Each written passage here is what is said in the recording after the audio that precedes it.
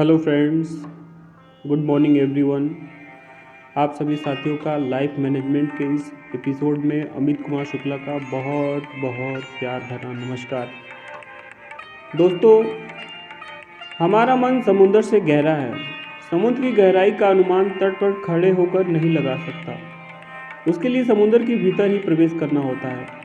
मन का स्वभाव भी ऐसा ही है। मन के बारे में हम इतने तरह के भ्रम हैं कि उन्हें सरलता से पहचानना संभव नहीं है।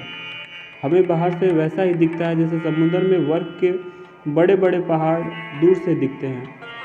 ऐसा लगता है कि छोटे मोटे टीले हैं, चट्टानें हैं, जहाज को इनसे खतरा नहीं है, लेकिन होता अक्सर इसका उल्टा है। टाइटैनिक फिल्म को देखें तो इसका आधार मन की गलतफहमी है। जहाज के कप्तान की जानकारी में कमी नहीं। टाइटैनिक के पास एक से बढ़कर एक अनुभवी और गहरी जानकारी रखने वाले विशेषज्ञ थे, लेकिन वह भी समुद्र के भीतर बैठे बर्फ के पहाड़ को ठीक से पकड़ नहीं पाए, क्योंकि दूर से वह बहुत छोटा दिख रहा था। जीवन भी ठीक इसी मिजाज का है।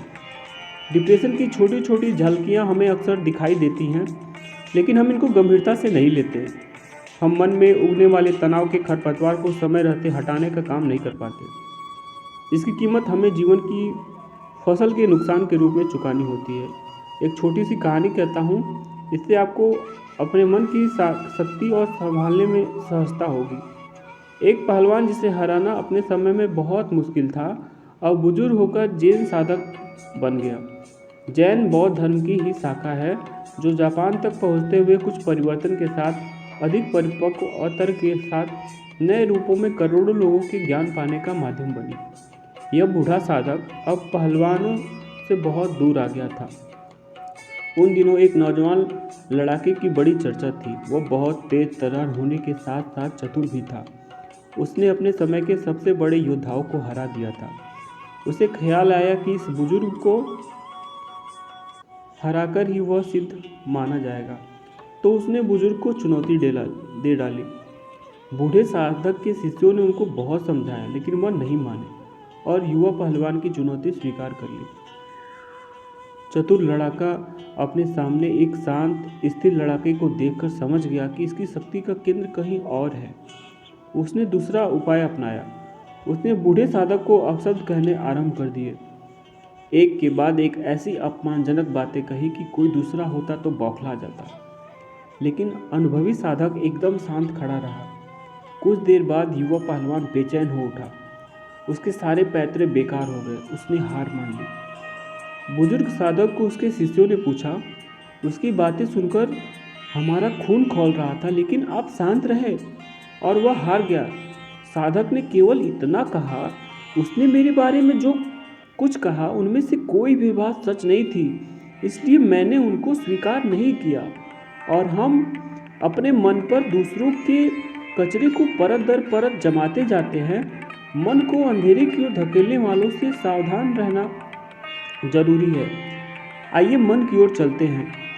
चेतना की सारी जड़ें मन की गहराई में हैं। हम जैसे भी हैं अपने मन के कारण ही हैं, इसलिए इसके काम करने के तरीकों को समझना सबसे पहला कदम है। जीवन की ओर आइए, समझे दर्द की परतों को किस तरह धीरे धीरे खोलना है। मन में बैठे दर्द की परतों को धीरे धीरे खोलिए। संवाद का मरहम ही इसे ठीक करने में सक्षम है। इसके सरीखा जादू किसी दूसरी दवा में नहीं है। जब भी मित्र, परिचित, सहकर्मी, परिजन मन की पीड़ा, तनाव, मन की गांठ को लेकर आपके पास आएं, तो उसे हवा में मत उड़ाइए। उनको सुनिए। सुनना संकट सुलझाने की पहली किस्त है।